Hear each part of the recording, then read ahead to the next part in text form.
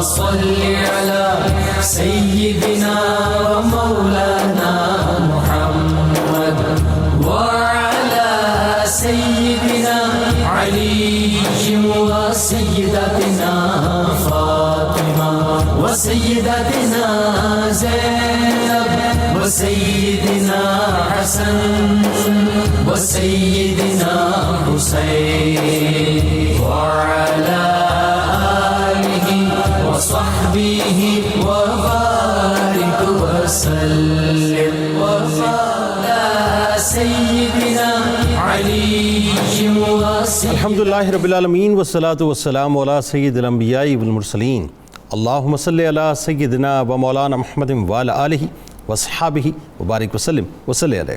دنیا کے تمام دیکھنے والوں کو، تمام چاہنے والوں کو، تمام پیار کرنے والوں کو، اور جہاں جہاں تک اس وقت میری آواز کو سنا اور مجھے دیکھا جا رہا ہے، جنید اقبال کی جانب سے انتہائی محبت کے ساتھ السلام علیکم۔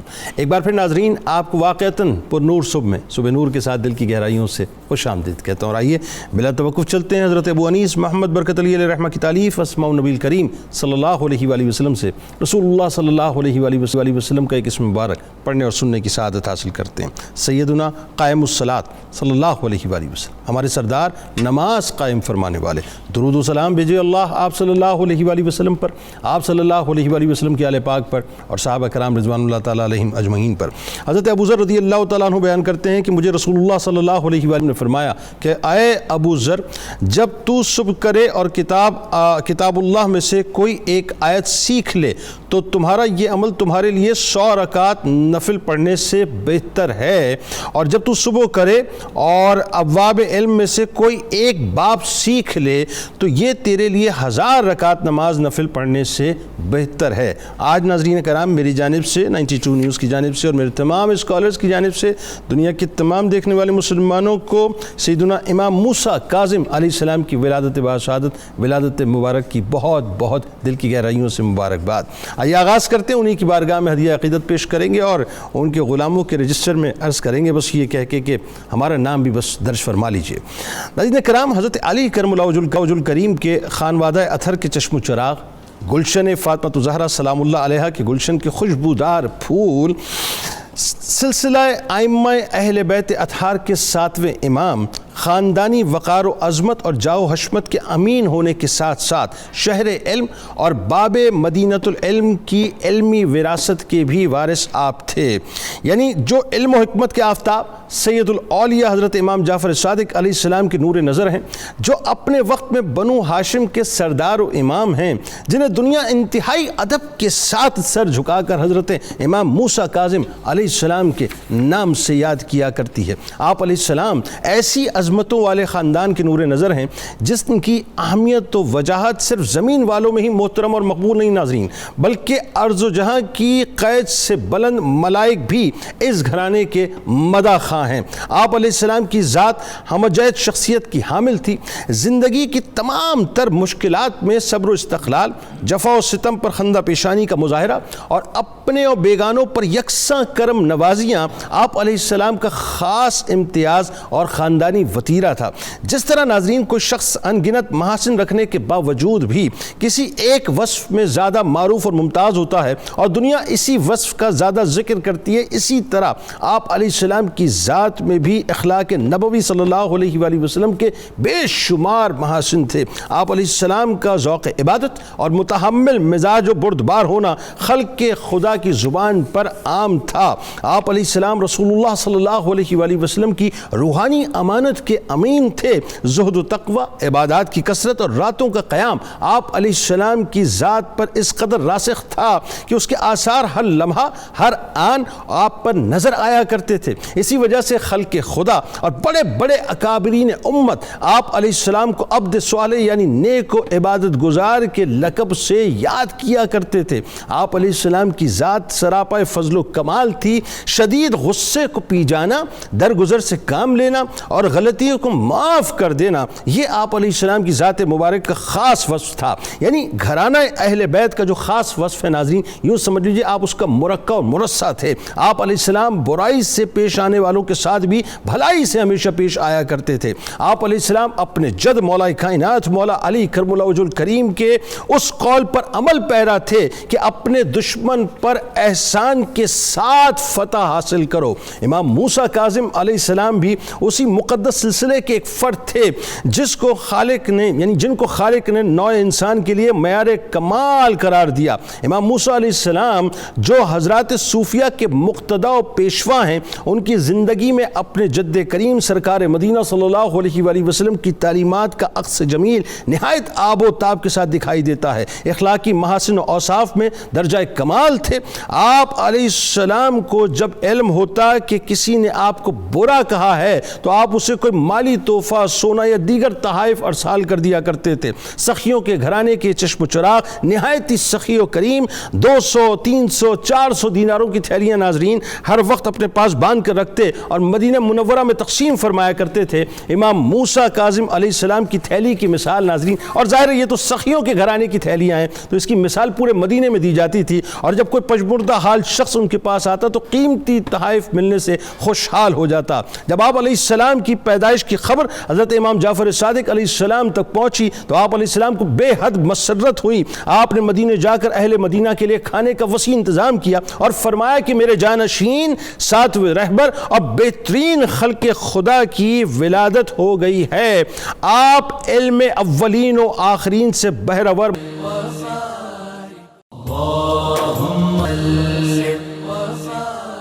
پروفیسر صاحب آپ سے آغاز کرتے ہیں، یہ بتائیے سب سے پہلے، ظاہر یہ تو ایک ایسا سنہری سلسلہ ہے کہ بس عقیدتوں کے پھول نچھاور کرتے چلے جائیں تو دنیا تو بنتی بنتی ہے، آخرت بھی بن جاتی ہے، یہ تو یقین ہونا چاہیے انسان کو۔ امام موسیٰ کاظم علیہ السلام کا جو خوبصورت سا، حسین سا، جو کہکشاؤں والا، چمکتا ہوا جو خاندانی تعارف ہے، اور آپ علیہ السلام کی جو عظمتیں اور رفتیں، آغاز کیجیے۔ بسم اللہ الرحمن الرحیم، اللہم صلی علی محمد وعلی آل محمد وبارک وسلم۔ آپ نے بالکل بجا فرمایا کہ اس وقت کے یہ لمحات انسانی سعادت کا ایک بحر بے کنار لے کر آ رہا ہے۔ یہ ہمارا اپنا اپنا نصیب ہے کہ ہم ان سعادت مندیوں سے کس حد تک مستفید ہوتے ہیں۔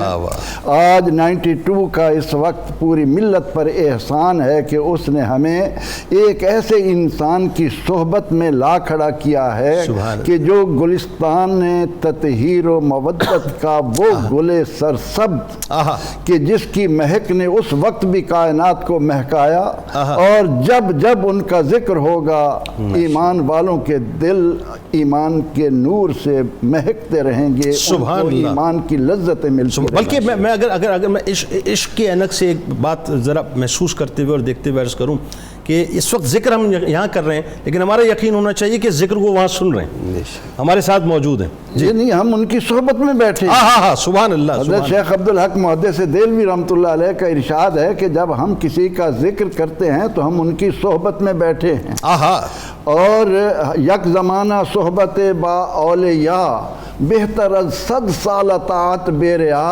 ہم تو یہ عقیدہ رکھنے والے ہیں، تو یہ تو ایک ایسی عظیم انسان ہیں کہ جن کا نام جب زبان پر آتا ہے تو دل و ذہن میں، دماغ میں ایک نور کی ایسی کرنیں پھوٹنا شروع ہو جاتی ہیں کہ آدمی ایمانی حلاوت سے سرشار ہو کر رہ جاتا ہے۔ سیدنا حضرت امام موسیٰ کاظم رضی اللہ تعالی عنہ سلسلہ امامت کے 7ویں امام ہیں، حضور سید عالم صلی اللہ علیہ وسلم۔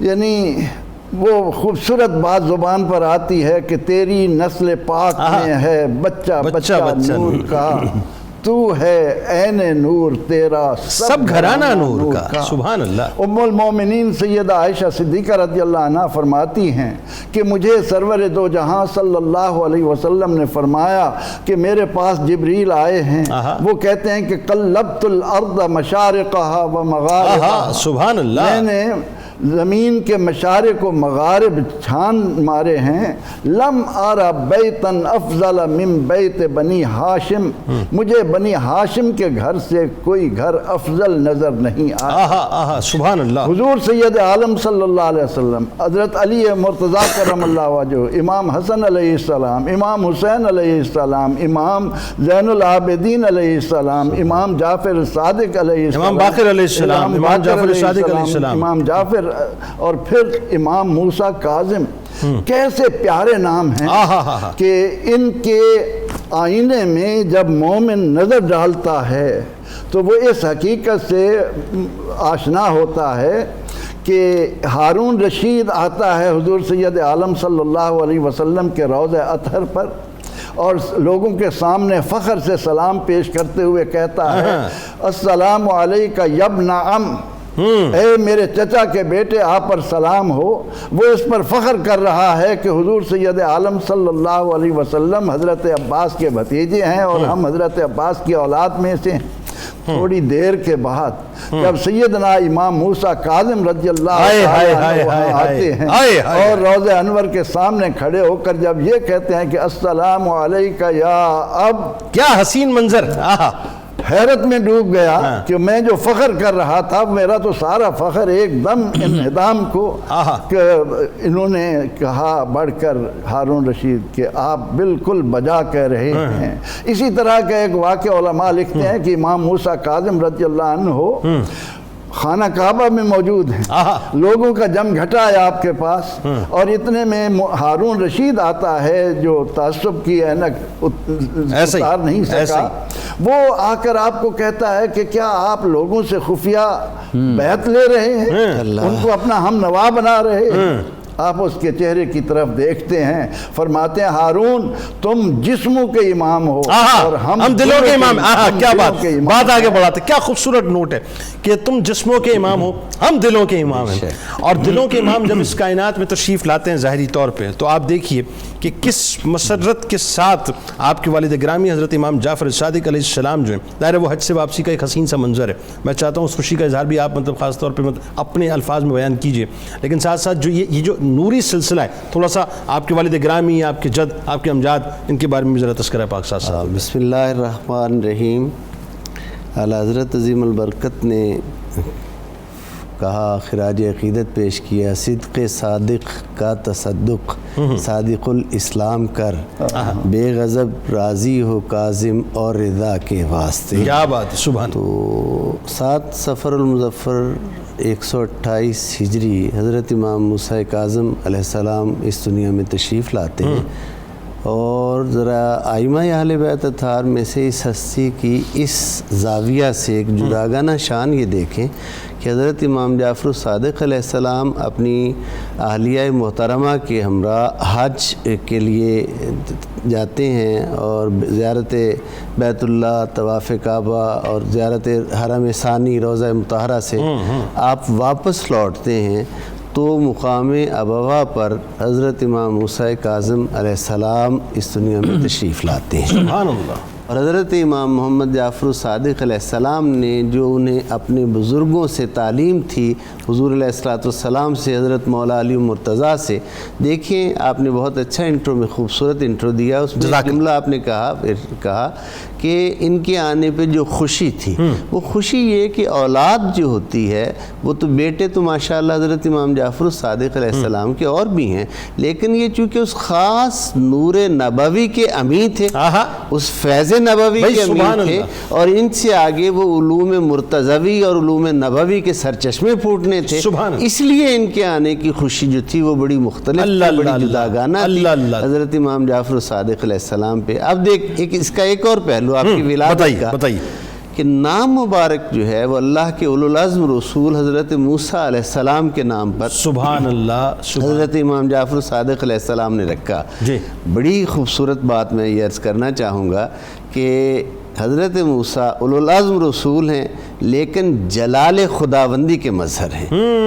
حضرت امام موسیٰ کاظم نام وہی ہے لیکن جمال خداوندی کے مظہر ہیں، اور ان کا قرآنی لقب الکاظم سورہ آل عمران میں ارشاد ہوتا ہے الذین ينفقون فی السراء والضراء والکاظمین الغیظ والعافین عن الناس واللہ یحب المحسنین. سبحان اللہ. وہ خوشی، فراخی، تنگی دونوں حالتوں میں وہ لوگ جو بندگان خدا اللہ کی راہ میں خرچ کرتے ہیں، اللہ رب العزت اپنے پسندیدہ بندوں کی صفات کو بیان کرتا ہے. وہ جو خرچ کرتے ہیں فراخی اور تنگی میں، اور پھر وہ اللہ رب العزت کے بندوں پر مہربان ہیں، ان بندوں پر مہربان ہیں اور ان کو ان کے حال پر کرم کرتے ہیں، رحم کرتے ہیں.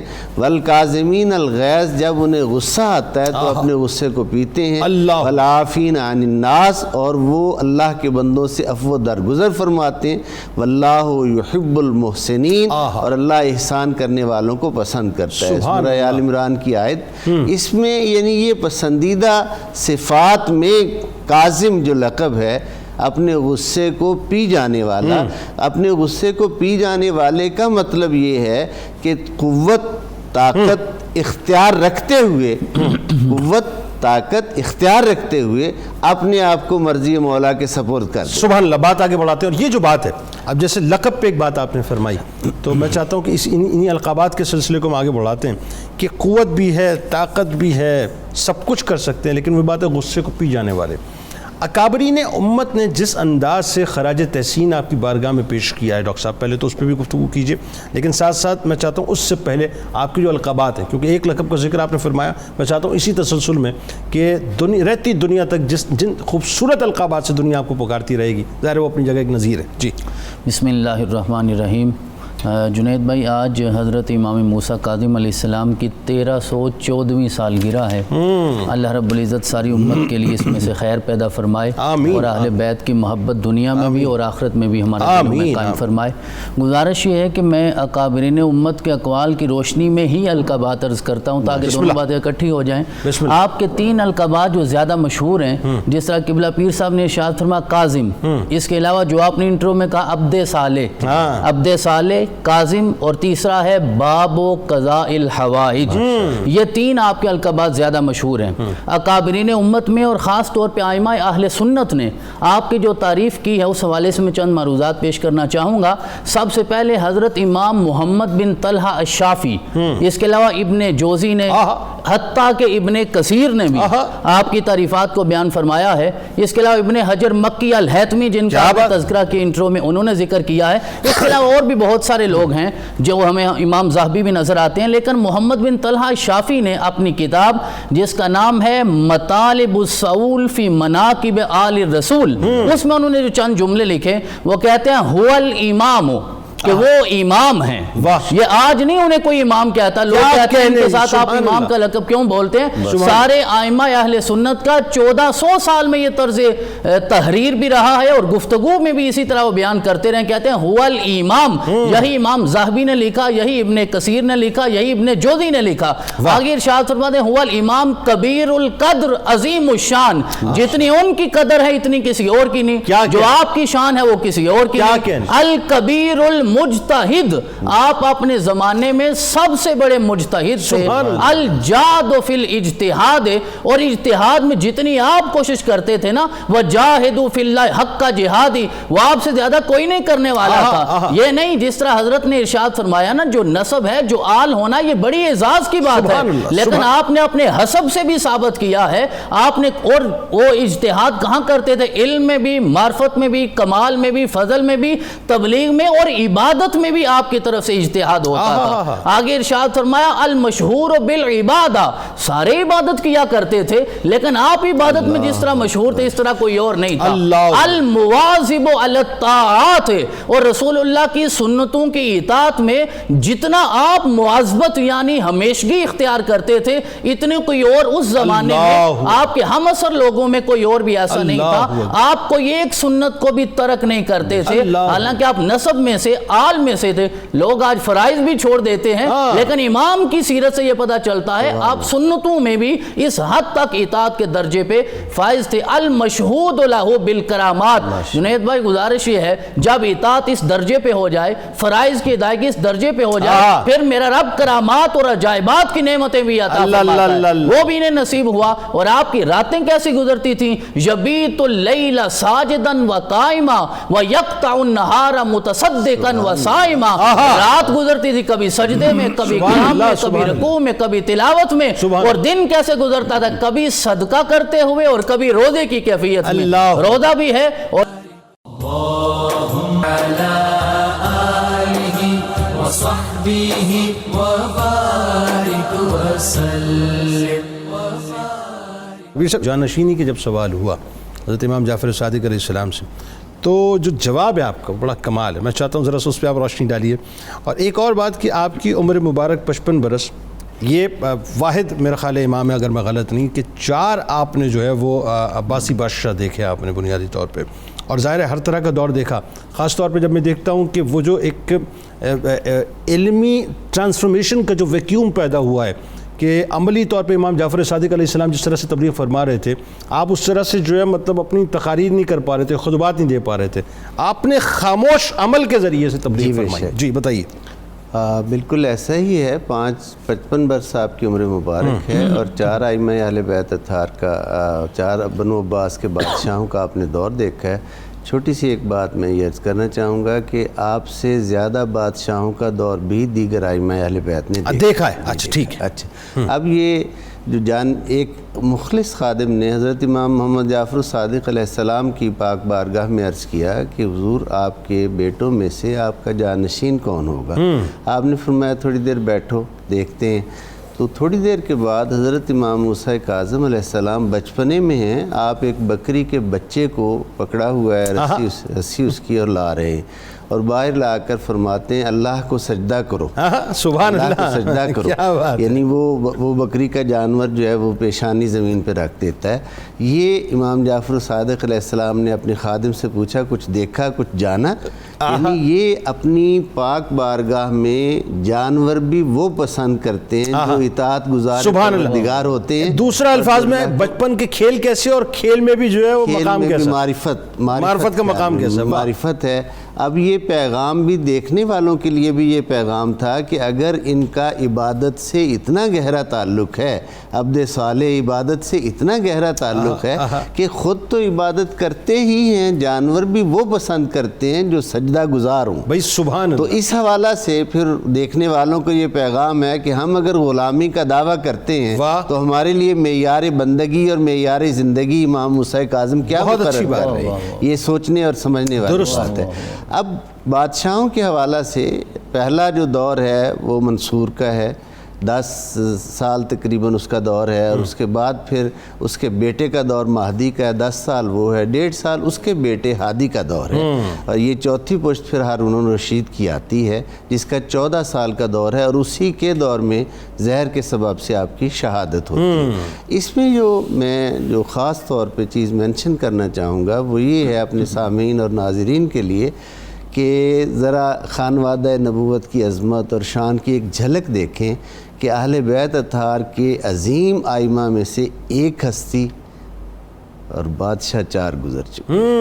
دوام کس کو حاصل ہے اور بقا کس کو حاصل ہے؟ اقتدار کو دائمی سمجھنے والوں کے لیے بہت بڑا میسیج ہے, بہت بڑا میسیج ہے کہ اصل جو چیز ہے وہ تو اللہ کا عطا کردہ منصب, اللہ کا عطا کردہ علم, اللہ کی عطا کردہ معرفت ہے, اصل وہ چیز ہے. لیکن وہ اس میں بھی جب وہ زیادتی کرتے ہیں, ظلم کرتے ہیں.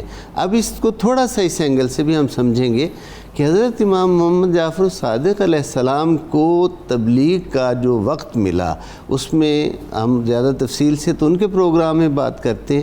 اس میں وجہ یہ تھی کہ بنو امیہ اور بنو عباس اقتدار ایک کا ختم ہو رہا تھا, دوسرے کا اقتدار ابھی مستحکم نہیں ہو رہا تھا, یعنی ابتدا تھی, ایک اکھاڑ پچھاڑ تھی اقتدار کے حوالہ سے.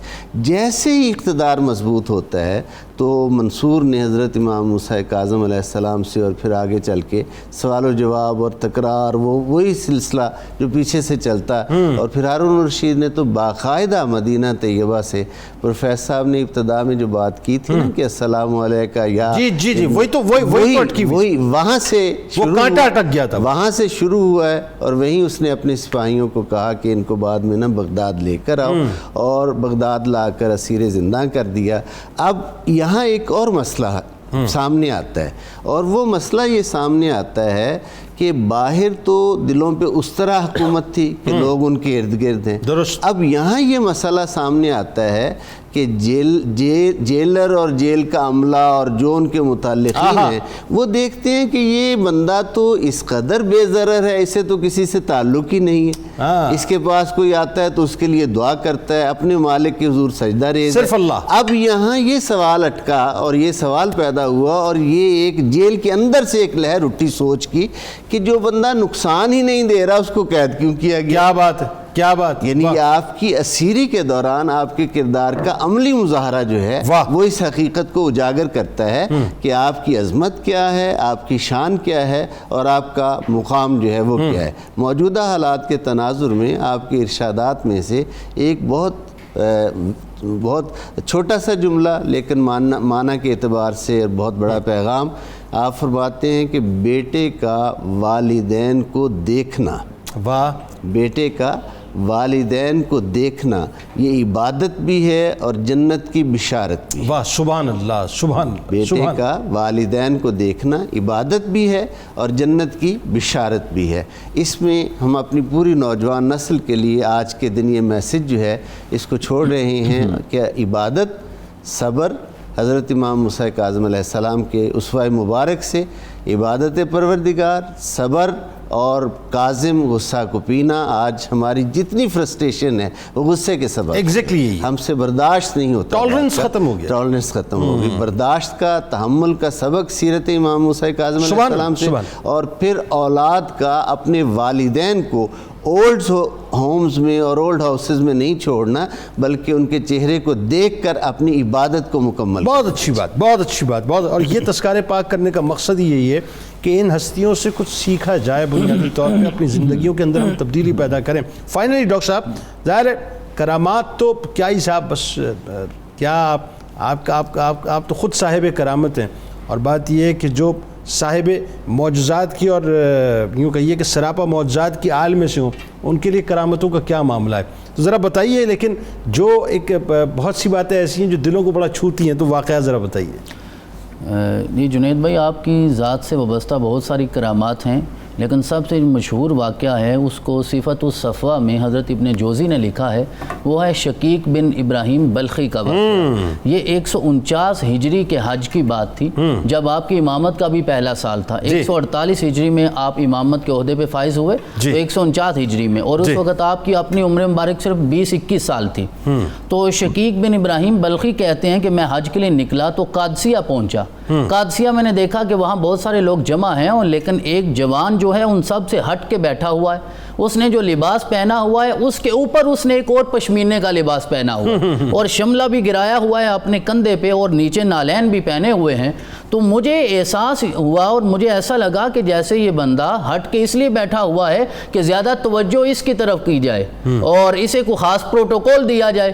تو میں نے سوچا میں جا کے اسے یہ سمجھاتا ہوں کہ صوفیاء کا یہ طریقہ کار نہیں ہے کہ وہ دوسرے لوگوں کو اپنی طرف متوجہ کرنے کے لیے لباس بھی ایسا پہنے اور ہٹ کے مجلس سے بیٹھیں تاکہ لوگ سارے توجہ کریں۔ کہتے ہیں میں وہاں پہنچا یہ بات کرنے کے لیے، تو ابھی قریب ہی گیا ہوں اور یہ الفاظ میری زبان پہ نہیں آئے، ابھی یہ خیال وہم وسوسہ جو بھی تھا میرے اندر ہی تھا، ابھی زبان پہ نہیں آیا۔ میں قریب بیٹھا ہوں تو انہوں نے کہا شقیق اجتنبوا کثیرا من الظن ان بعد الظن اسم ولا تجسسوا۔ کہا کہ میرا نام بھی بولا، حالانکہ میں نہ انہیں جانتا تھا نہ وہ مجھے جانتے تھے، نام بھی بتا دیا اور ساتھ یہ کہہ دیا اجتنبوا کثیرا من الظن ان بعد الظن اسم۔ تیرے اندر یہ جو گمان میرے حوالے سے پیدا ہو گیا نا یہ درست نہیں ہے، اور بہت سارے گمان ایسے ایسے ہوتے ہیں جو گناہ کے درجے پہ ہوتے ہیں، جس طرح قبلہ پیر صاحب نے اشارہ فرمایا۔ آج کی اس مجلس سے ہمیں یہ سبق ملتا ہے کہ حضرت نے یہ بھی بتا دیا کہ گمان سے، بدگمانی سے، حسن ظن رکھو نا دوسروں کے بارے میں، بدگمانی کی کوئی ضرورت نہیں ہے۔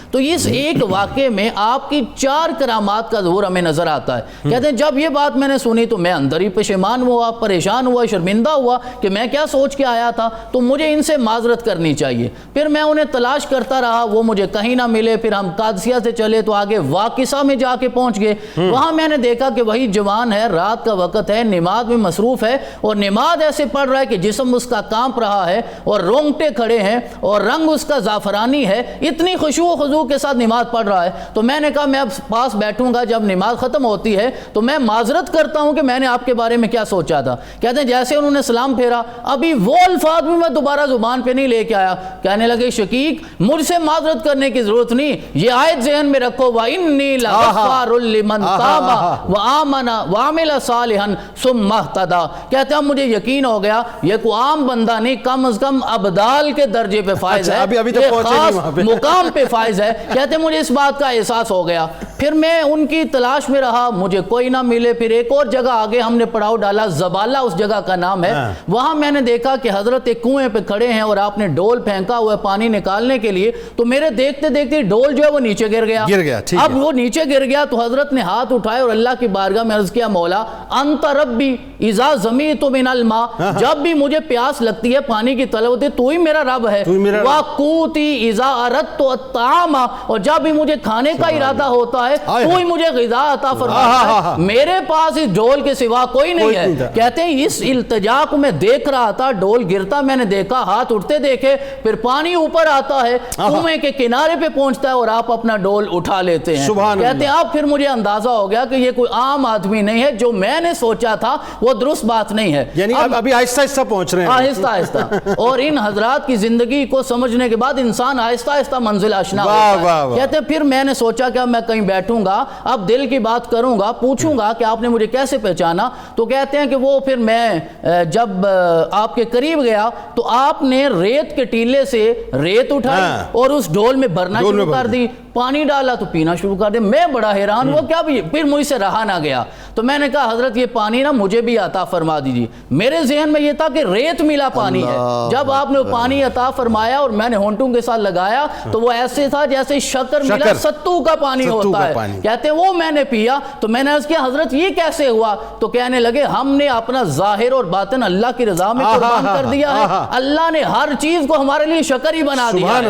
حضرت یہ اب انہی کے فیاض سے جو لوگ وابستہ ہوتے ہیں نا، انہیں زمانہ پھر گنجے شکر کہتا ہے، ان کے در سے بھی وہی چیزیں ملتی ہیں۔ کہتے ہیں پھر ہم حرم میں پہنچ گئے، حج کے لیے پہنچ گئے تو میں نے دیکھا کہ وہی شخص ہے، وہ اللہ کے گھر میں کھڑا ہے، رات کو نماز پڑھ رہا ہے، پھر تسبیح کر رہے ہیں، پھر تہجد، پھر تلاوت، پھر فجر کی نماز۔ فجر کی نماز کے بعد جب آپ نے طواف کیا باہر نکلے، میں نے کہا میں پوچھوں گا ضرور کہ یہ ہستی کون ہے۔ جب باہر نکلا تو وہاں وہ اکیلے نہیں تھے، خدام غلام، کوئی جوتے رکھ رہا ہے، کوئی نالین رکھ رہا ہے، کوئی ہاتھ چوم رہا ہے۔ میں نے پوچھا یہ کون ہے تو بتایا گیا کہ یہ ابن رسول ہیں، ابن مصطفیٰ ہیں، موسیٰ بن جعفر ہیں۔ کہتے ہیں اس وقت میری زبان سے نکلا قد عجبت ان تکون مثل هذه العجائب الا لمثل هذا السید۔ کہتے ہیں پھر مجھے پتا چلا یہ جو میں نے عجائب دیکھے ہیں نا وہ اسی سید سے ظہور پذیر ہو سکتے ہیں، کیونکہ یہ نبی کی آل ہے، اس کے علاوہ یہ نہیں۔ جزاک اللہ، جزاک اللہ، جزاک اللہ۔ باتیں تو بہت ہیں، وہ علی بن یقطین والا جو جبے والا واقعہ ہے وہ بھی کیسا کمال واقعہ ہے کہ زندگی بخش دیا آپ نے اور بتا دیا کہ اس جبے کو جو کس طرح سے محفوظ رکھنا ہے۔ بہرحال آپ تینوں آپ کا بہت شکریہ، اللہ تعالیٰ اس ذکر پاک کو قبول فرمائے۔ ہمارے ساتھ نوجوان سناخہ شاہ زیب جاوید موجود ہیں، انشاءاللہ منقبت کا نذرانہ پیش کریں گے۔ آپ کو خوش آمدید اور السلام علیکم۔ کتاب الشفا کی جانب چلتے ہیں۔ اللہ تبارک و تعالیٰ کا اس مبارک یا حلیمو 1000 مرتبہ کاغذ پر لکھ کر پانی میں بھگو کر وہی پانی کھیت میں ڈالنے سے وہ کھیت ہمیشہ سرسبز و شاداب رہے گا انشاءاللہ۔ حضرت امام موسیٰ کاظم علیہ السلام کا کمال قول مبارک ہے، سنیے ذرا کہ جس طریقے سے زراعت نرم زمین میں ہوتی ہے نہ کہ سخت زمین میں، اسی طرح سے علم و حکمت متواضع انسان کے دل میں پروان چڑھتے ہیں نہ کہ متکبر اور جبار کے دل میں۔ جناب علم و عمل میں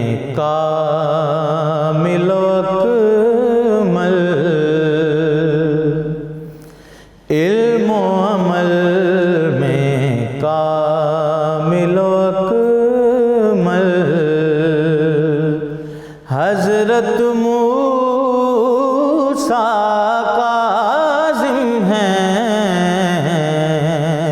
حسب و نسب میں اعلیٰ و افضل، حضرت موسیٰ کاظم ہیں، علم و عمل میں کامل و اکمل، حضرت موسیٰ کاظم ہیں، حسب و نسب میں اعلیٰ و افضل، حضرت موسیٰ کاظم ہیں، آل نبی اولاد علی ہیں، باب العلم کے وارث بھی، عالم و فاضل واصل فیصل، حضرت موسیٰ کاظم ہیں، علم و عمل میں کامل و اکمل، تھے سجاد کے صبر کا مظہر،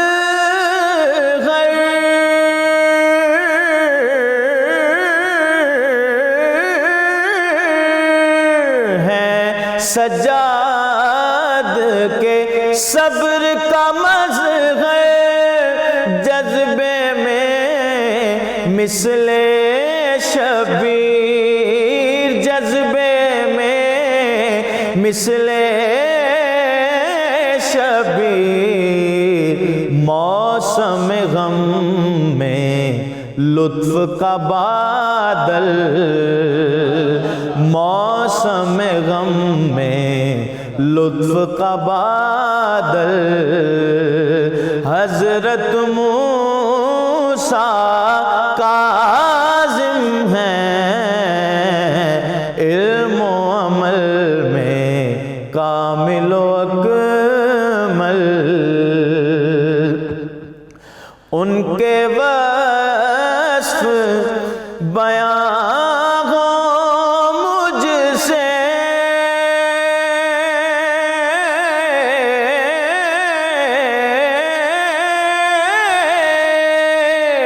ان کے وصف بیان ہو مجھ سے، ساجد ہے مقدور کہاں،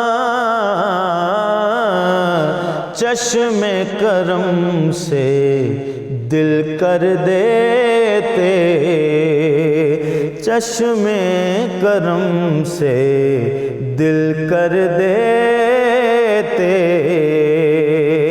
سیقل موسیٰ کاظم ہیں، علم و عمل میں کامل و اکمل، حضرت موسیٰ کاظم ہیں، حسب و نسب میں اعلیٰ و افضل، حضرت